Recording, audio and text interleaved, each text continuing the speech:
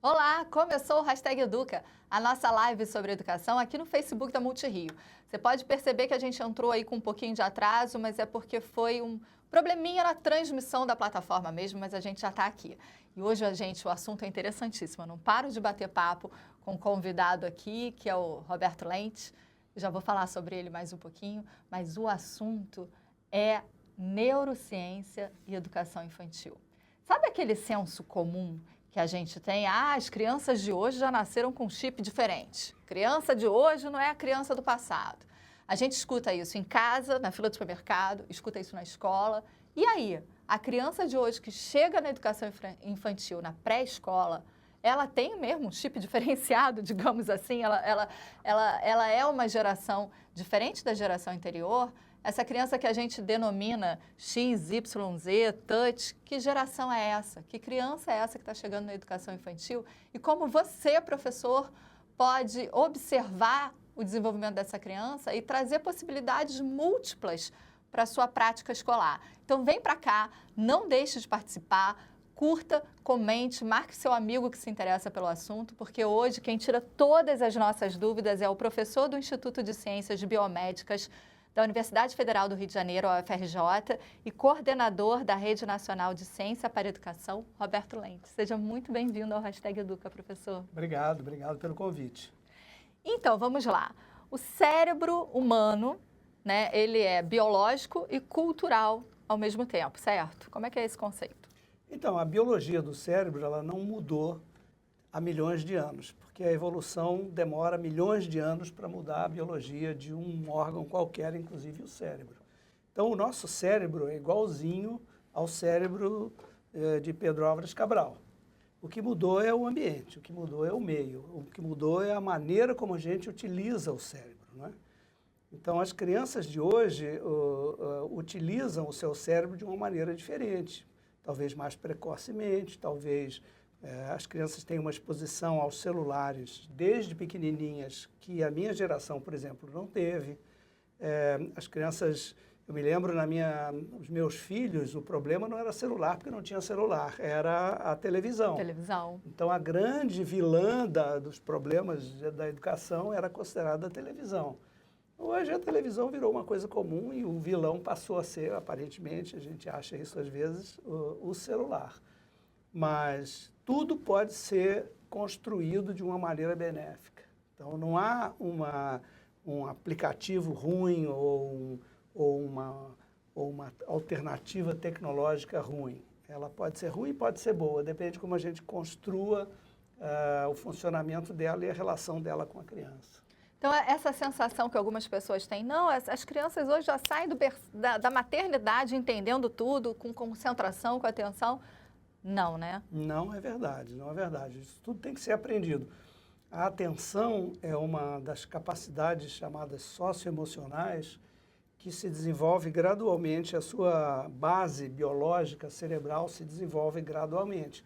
Por exemplo, um bebê de 1 ano, uma criança até 2 anos mais ou menos, ela presta atenção no que está em frente dela. Se você tirar a boneca e esconder, não tem mais boneca, ela vai procurar a xícara, vai procurar outra coisa.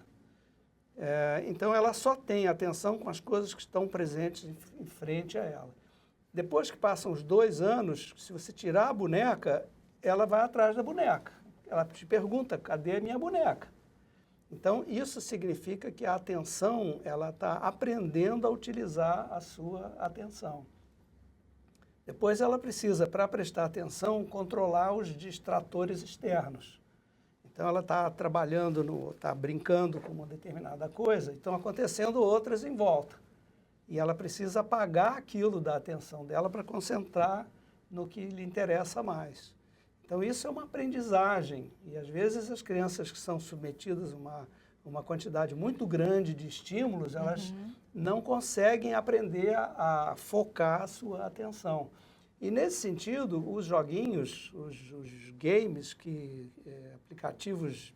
Que a própria mãe chegou, tá impossível a criança, vou dar aqui para ela prestar atenção. E, às vezes, isso é eficaz. Então, já existem estudos que mostram que a atenção pode ser ensinada, pode ser adquirida pelas crianças por certos joguinhos. É óbvio que uma coisa é um joguinho que é violento, por exemplo, não adianta nada a criança aprender atenção com um jogo com conteúdo violento, porque ela ganha atenção, mas perde conteúdo ético, perde capacidade de se relacionar com outras crianças de uma maneira pacífica, né? Então, se é um joguinho em que ela tem que atirar e matar pessoas na rua, é muito bom para a atenção visual, porque ela está prestando atenção na pessoa que ela tem que matar. Mas qual é a vantagem social e qual é a vantagem para a personalidade dessa criança dela focar a atenção numa atividade tão agressiva quanto essa? Então, é um conjunto de coisas que a gente tem que construir nos aplicativos para celular e todos os outros meios educacionais que forem aparecendo, vão aparecer outros daqui para frente, né? Agora, nessa fase da pré-escola, que é entre 2 anos, às vezes tem criança de creche que já vai para o berçário, do berçário, 6 meses, né? Já está num ambiente coletivo escolar. Nessa fase de 2 a 5 anos, como funciona o cérebro da criança? A partir dos 2 anos, essa idade de 2 a 3 anos é aquela fase do é meu, né? A criança pega um objeto e é meu. E não tem para ninguém. A outra criança vem e ela disputa aquilo com a outra criança. Então, o que ela vai aprender nesse segundo, terceiro ano de vida? Ela vai aprender que não é dela, ou que pode não ser inteiramente dela, ela que tem que dividir com outras crianças. Então, essa é uma competência socioemocional que é muito mais importante do que ela aprender tudo sobre aquele objeto que ela está manipulando. Aprender a dividir aquele objeto, a compartilhar com outras crianças, a brincar juntos com outra criança. Então, isso é muito mais importante do ponto de vista do desenvolvimento psicológico e cerebral da criança do que o conteúdo propriamente. Por que isso? Porque isso se chama... É uma função neuropsicológica chamada controle inibitório, em que você tem que sustar um comportamento, interromper um comportamento para você poder realizar ou poder ter prazer mais adiante. Então, por exemplo, para dar um exemplo extremo e mais adiante no desenvolvimento de um jovem, né? Um jovem pré-universitário, ele estuda durante um ano para fazer o Enem no fim do ano. Uhum. Então, ele aprende a inibir vários comportamentos ou várias atividades em benefício de um foco que ele vai realizar para sentir prazer lá no final do ano, quando tiver quer ser aprovado. Quer ser aprovado. Então, isso é uma aprendizagem que nem todos os jovens sabem. Muitos não conseguem estudar diariamente, só vão estudar no final, na beira da prova, não é? E isso se aprende lá atrás. Então, a criança tem que aprender esse controle inibitório lá atrás, enquanto é criança pequenininha, 2, 3 anos. Ela tem que aprender que ela tem que sustar um comportamento, inibir um comportamento para ter a recompensa alguns minutos depois, não é? Então, eu acredito, e a tendência hoje da neuropsicologia e da educação baseada na ciência, que essas funções socioemocionais são muito mais importantes do que a memorização, o conteúdo propriamente, né? E a gente estava conversando antes, tem uma coisa muito interessante que eu aprendi hoje, vou dividir com vocês, se de repente vocês não souberem. Essa fase de 2 a 5 anos tem momentos críticos que você falou do cérebro, né? Tem fases críticas. Isso. E é bom que o professor fique atento, porque existem habilidades que só podem ser desenvolvidas nesse momento, né? Não é que só podem, mas fica mais difícil depois, né? Então, eu estava dando exemplo de o primeiro ano da criança bebezinha, é um ano em que ela é capaz de reconhecer fonemas de todas as línguas. Olha que massa. Ela tem esse chamado período sensível ou período crítico. Depois de um ano, ela perde essa habilidade. Isso aqui é curioso. Por exemplo, uma criança japonesa, na língua japonesa, o R e o L não são distintos. Não existe R e L. É como se fosse um som só. Mas se a criança é bilíngue, uma criança japonesa, no primeiro ano de vida, ela ouve também inglês ou português ou espanhol, uma outra língua ocidental, ela adquire essa capacidade de distinguir o R do L. Então, quando ela ultrapassar esse 1 ano de período crítico, ela aprendeu aquilo. E ela vai ser uma criança capaz de falar um português muito mais parecido com o nosso, muito mais perfeito do ponto de vista de pronúncia, pelo menos, né, do que a criança que ultrapassou aquele 1 ano sem essa diferenciação.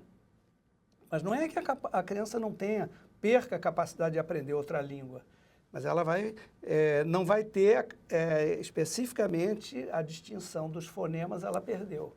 Olha que interessante, de repente na escola, a gente estava conversando sobre isso, o estímulo, né, músicas, cantigas, não que precise ser uma escola bilíngue, não é isso, mas se você trouxer outras linguagens para que a criança vá se acostumando com outras falas em cantigas, é enriquecedor para o desenvolvimento da criança. Exatamente. Né? Então, da mesma maneira que a capacidade de distinguir esses fonemas no primeiro ano, também há a capacidade de distinguir padrões musicais nesse primeiro ano.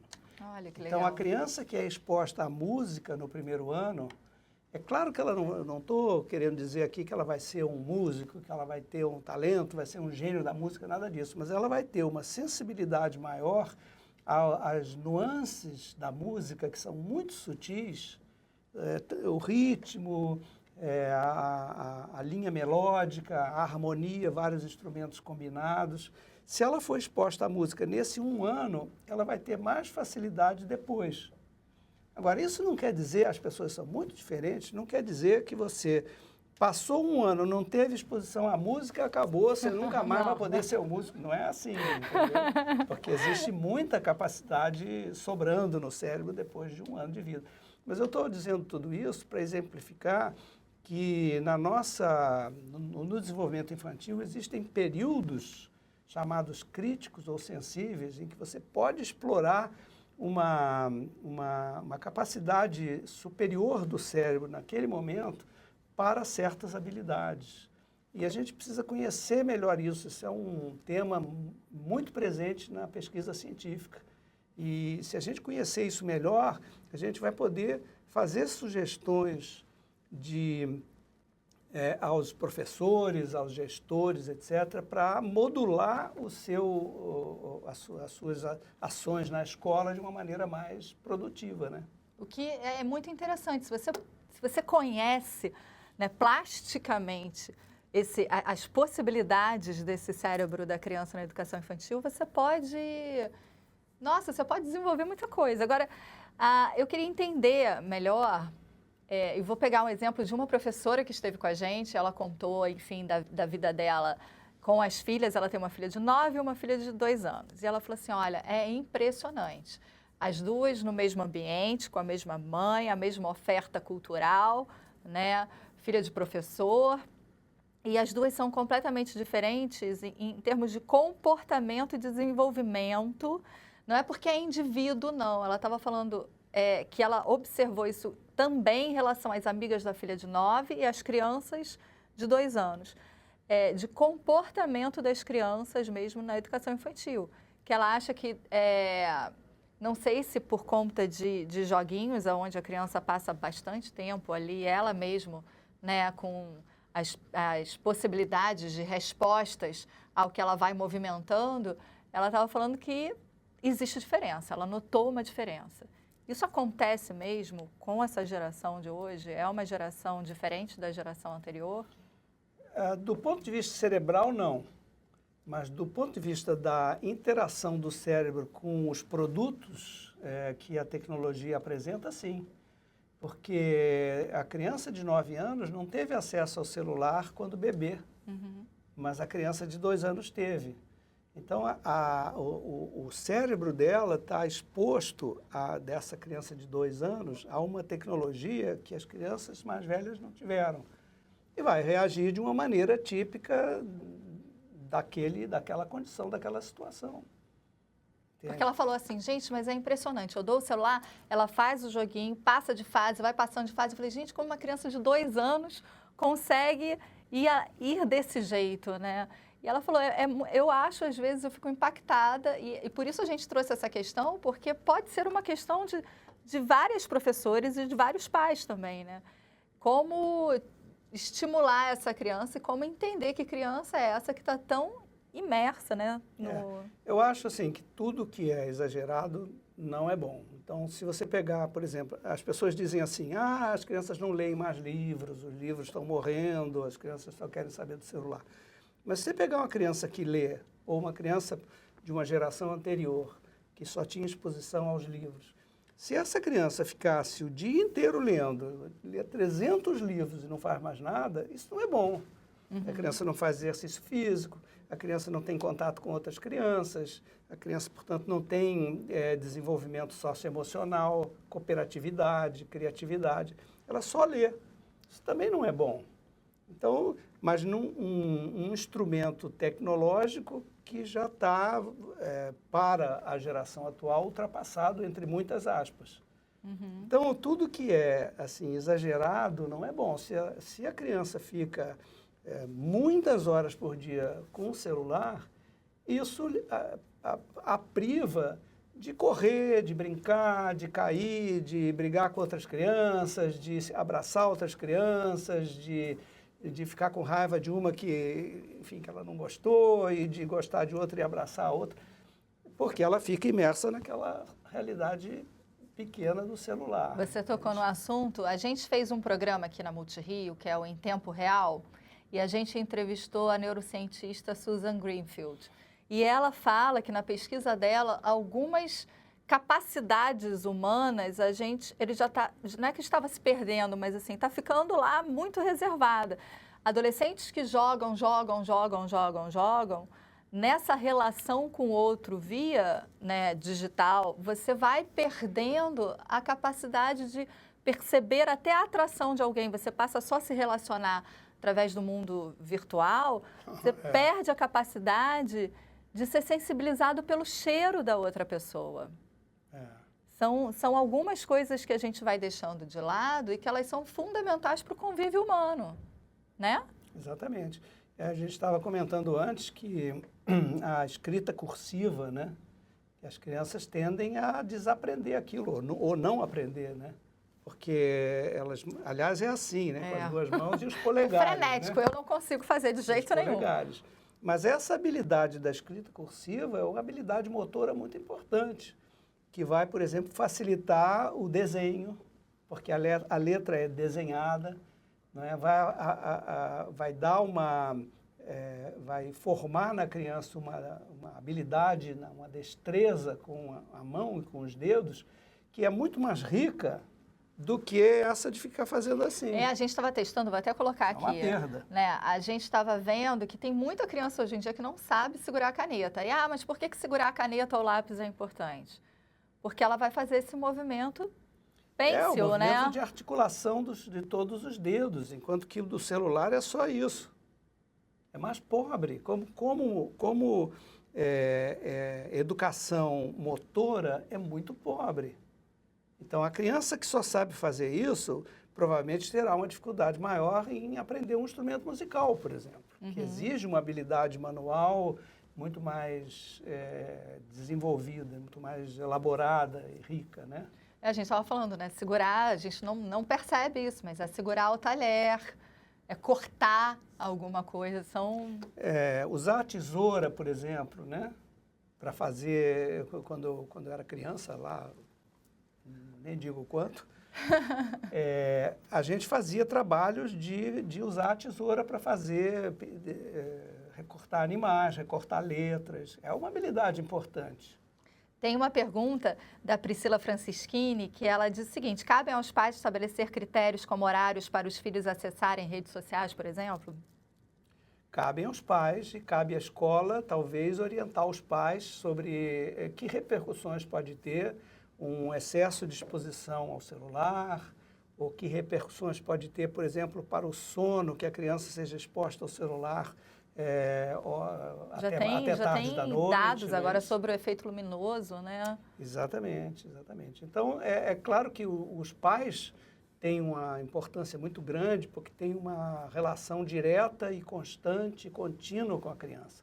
Mas a interação dos pais com os professores e o sistema escolar orientado pelas descobertas da ciência, eu acho que isso vai dar uma solidez maior à orientação que os pais podem receber da escola. A gente já está encerrando a live, eu só queria sugestões, se fossem possíveis, né, da gente pensar em como que a creche e a pré-escola, ela deve se preparar, ou pelo menos ficar atenta a essa criança, que já chega assim, talvez mais atividades de psicomotricidade, né, com corte, desenho, o que a gente poderia estimular o que essa criança já traz de informação e desenvolver outras habilidades? Olha, eu acho que o papel mais rico da escola é a oferta de diversidade de estímulos para as crianças. Então, tudo que é único é ruim para uma criança, porque ela tem que explorar o seu cérebro em todas as suas capacidades. Então, se uma criança chega na escola e só fica no celular, eu diria que a escola tem que, de uma maneira que eu não sei fazer, mas a escola sabe, demovê-la de trabalhar só com o celular e, quem sabe, vamos fazer massinha, vamos recortar.